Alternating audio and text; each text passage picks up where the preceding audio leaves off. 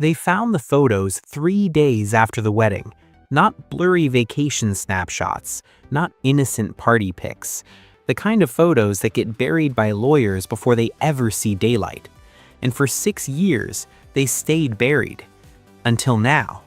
Because Lady Colin Campbell just said what the palace has been terrified someone would say out loud. And once you hear it, you can't unhear it. She didn't use coded language. She didn't hint. She looked directly into the camera and said the 2 words that change everything about the fairy tale you were sold. Yacht girl. And suddenly, all those deleted Instagram posts, all those scrubbed guest lists, all those summers that don't quite add up, they're not rumors anymore. They're breadcrumbs, and they lead to one question nobody in Buckingham Palace wants answered. How does a cable TV actress with a mediocre IMDb page end up on private yachts in the Mediterranean, surrounded by billionaires she has no business knowing? You don't stumble into those circles, you don't get invited by accident, and you definitely don't get your past erased unless someone very powerful decides it needs to disappear. But here's the thing about erasure. It leaves scars. Digital scars.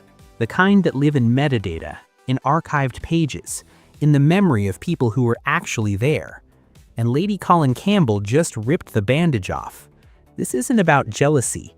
This isn't about hating someone who married a prince. This is about a story that was rewritten in real time, and the people who helped rewrite it thought you'd never notice. They were wrong. Before Meghan Markle became a duchess, before the Oprah interview, before the Netflix deal, there was a version of her life that doesn't appear in any official biography. A version that involves summers in places like Ibiza, Monaco, and the Turkish coast. Not for film shoots, not for charity work, for parties. But not the kind of parties you read about in magazines. The kind where phones get confiscated at the door. Where the guest list is smaller than a classroom, and every name on it could buy a small country. Where the women are beautiful, the men are powerful, and everyone knows exactly what the arrangement is. Lady Colin Campbell claims Meghan wasn't just attending these events, she was working them. Not serving drinks, not handing out hors d'oeuvres. Working them the way someone works a room when their future depends on it. And the thing is, it worked. Because somehow, a woman whose biggest credit was a legal procedural on basic cable ended up in the same social orbit as tech moguls, foreign royalty, and men whose names you only hear whispered in financial circles. That doesn't happen because you're charming. That happens because you're strategic. Every photo op, every introduction, every smile captured at just the right angle. They weren't accidents, they were auditions. And according to Lady C, Meghan passed every single one. She describes a woman who studied power the way some people study law, who understood that access isn't about talent or luck, it's about proximity, about being in the right place at the right time with the right people thinking you belong there. And if you have to spend a summer on a yacht to get that proximity, if you have to laugh at jokes that aren't funny and attend parties that aren't fun, well, that's just the cost of entry. But here's where it gets darker. Because those yachts, those parties, those summers, they weren't just about networking. They were about leverage, about becoming someone people owed favors to, someone people had reasons to protect. And when Meghan Markle walked into Kensington Palace for the first time, she didn't walk in alone, she walked in with a network of people who had invested in her success, people who had secrets, people who needed her story to stay clean. So when the engagement was announced, the scrubbing began. Photos vanished from Google Images, social media accounts went private, entire summers disappeared from her timeline like they never happened, and anyone who asked questions got hit with legal threats so fast it made their head spin. The palace called it privacy protection. Lady Colin Campbell calls it something else, a cover-up. And it might have worked forever if one person hadn't decided to talk. The insider didn't give their name, they didn't go on camera, but what they told Lady Colin Campbell was specific enough to make her pause mid-sentence during the interview. They said Meghan had a phrase she used during those years, a mantra almost, something she'd say when someone asked why she kept flying to places she couldn't afford, attending events she had no reason to be at. She'd smile and she'd say, "Real success isn't about where you are, it's about who believes you belong there." Lady Colin repeated that line slowly, let it hang in the air. Then she said 5 words that turned the entire interview into a viral firestorm. That explains everything about her. Because if you understand that philosophy, if you really sit with it, everything else makes sense. The yacht trips weren't vacations, they were investments. The billionaires weren't friends, they were stepping stones. And the prince, he wasn't the love story, he was the exit strategy. The insider claims Meghan never looked uncomfortable at those events, never out of place. While other women posed for attention, she observed, took mental notes, studied who had power and who pretended to. She wasn't there to party, she was there to graduate. And when she left those circles, she didn't leave empty-handed. She left with contacts, with introductions, with the kind of social currency that doesn't show up on a resume, but opens doors that talent never could. But she also left with something else. Witnesses. People who remembered her. People who saw what she was doing, even if they didn't say it out loud at the time. People who knew that the woman in the tiara giving speeches about compassion was the same woman who spent summers in a world built on excess and transaction. And when Lady Colin Campbell started asking questions, some of those people finally answered. They didn't do it out of spite. They did it because they were tired of watching the media canonize someone they knew wasn't a saint. One former acquaintance allegedly told Lady C that Meghan had a gift for making powerful men feel seen. Not seduced, seen.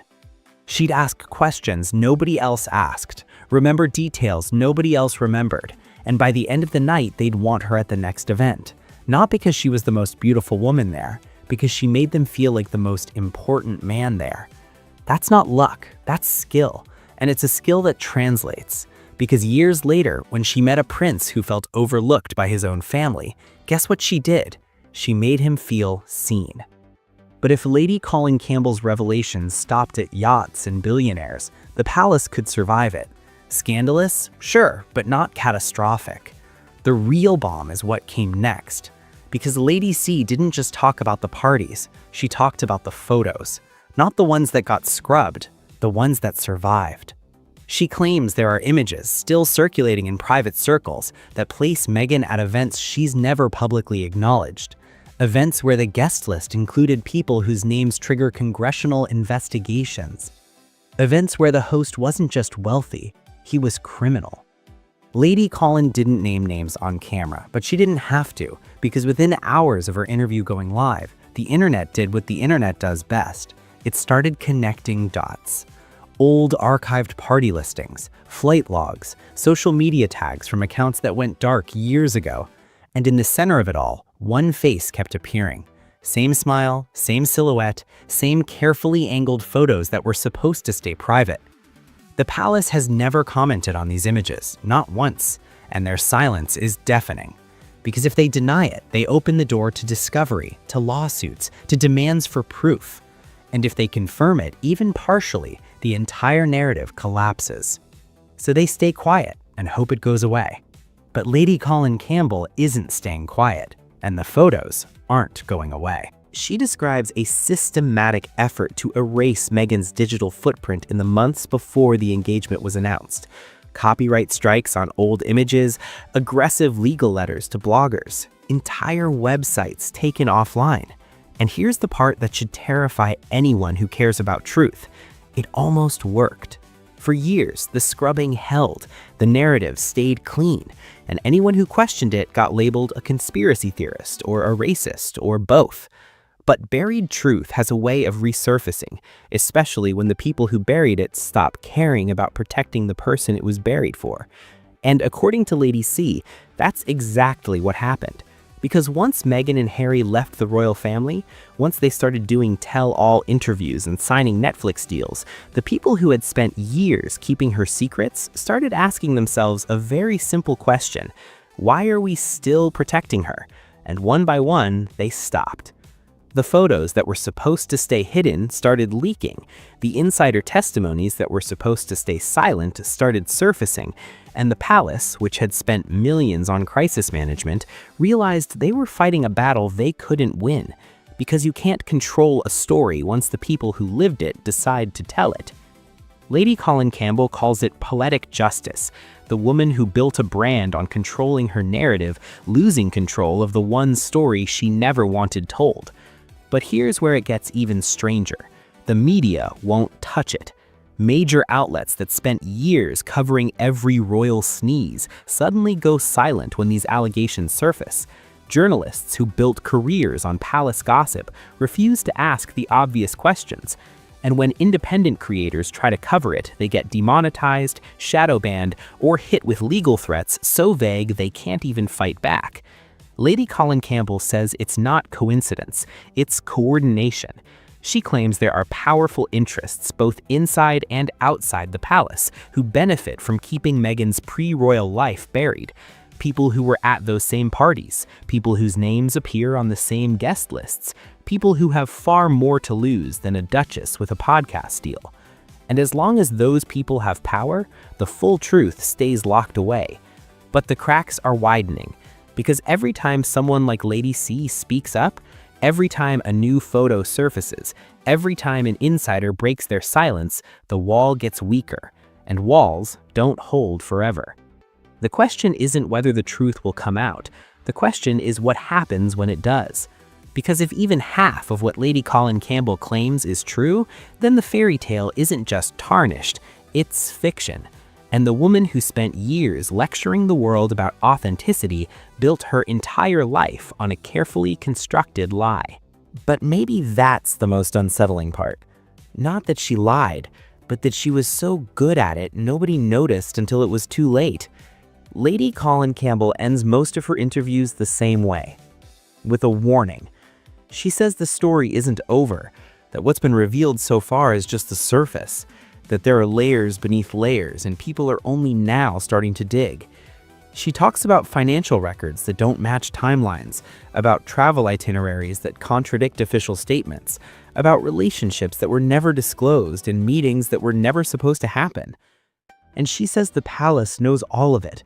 They've known from the beginning, but they made a choice. They decided that protecting the institution was more important than exposing the truth, that a scandal could be managed, but a collapse couldn't. So they buried it, paid people off, threatened others, and bet everything on the idea that the public would never care enough to look deeper. For a long time, that bet paid off, but Lady Colin Campbell just called their bluff, and now the palace is stuck. Because if they respond, they legitimize the claims, and if they stay silent, the claims grow louder. They're trapped in a lose-lose scenario of their own making. And the woman at the center of it all? She's in California, giving interviews about privacy, launching brands, playing the victim while the people who helped build her image quietly slip away. But history has a way of catching up, because the same networks that elevated her, the same powerful people who opened doors, they're watching. And if those yachts, those parties, those carefully hidden summers ever become a legal liability instead of just a PR problem, they'll throw her overboard without a second thought. Lady Colin Campbell knows that, and she's counting on it. Because the people who protected Meghan Markle don't love her, they needed her. And the second she stops being useful, she stops being protected. That day might be closer than anyone thinks. The photos are out there, the witnesses are talking, and the internet never forgets. You can scrub metadata, you can delete accounts, you can threaten lawyers and pay off bloggers, but you can't rewrite the past. You can only delay how long it takes for people to find it, and they're finding it now. So the next time you see a glossy magazine cover, or a perfectly curated Instagram post, or a tearful interview about victimhood and resilience, ask yourself one question: who's telling this story? And more importantly, who benefits from you believing it? Because Lady Colin Campbell just reminded the world of something the powerful hate to admit. The truth doesn't need permission to exist. It just needs someone brave enough to say it out loud. And once it's said, there's no taking it back. The palace knows that now. And so does Meghan.